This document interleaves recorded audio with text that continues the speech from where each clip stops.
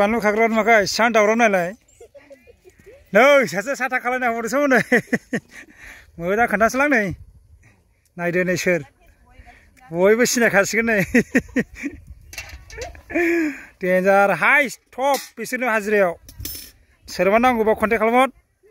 direct comment खालामहर एकदम फाथायहरगोन आं direct खा है बिसोरनो हाइस नै बिसोरो हौवा हिन्जाव आरोना ओमफ्राय नै नुवाखै बेसेबां मानसि दं नै ओइ नै बागानखौ नायदो नै बागानाव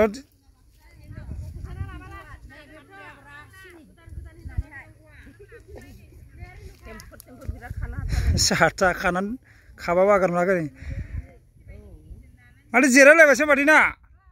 ए गैलालै डाइरेक्ट सोदेरालै आं ओइ नै बैजों नुबायसो हनै ओइ नै नुवाखै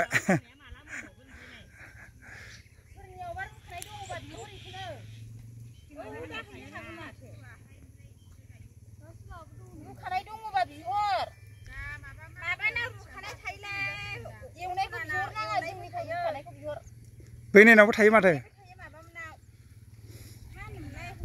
ओंखाम होबाय सासेयाव नै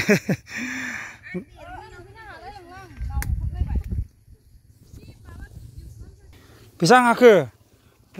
हाबायानो नै आरो जाहांगासिनो दं एसे नै देन्जारसो माखौ जिरायनानै खालामदों एकदम फाटाफाटि बेल' नङा बेल' दासो फास नङा नङालै नोंमारगौ सोआखै बाल्थिङानो गाबाखै आंना दाबो बाल्थिं गाबाखैनो होमबाबो एफा हिनजावफोरनि सिगाङाव रायबायना नोंखौ जायो आंनि हौवाया आं राया होननानै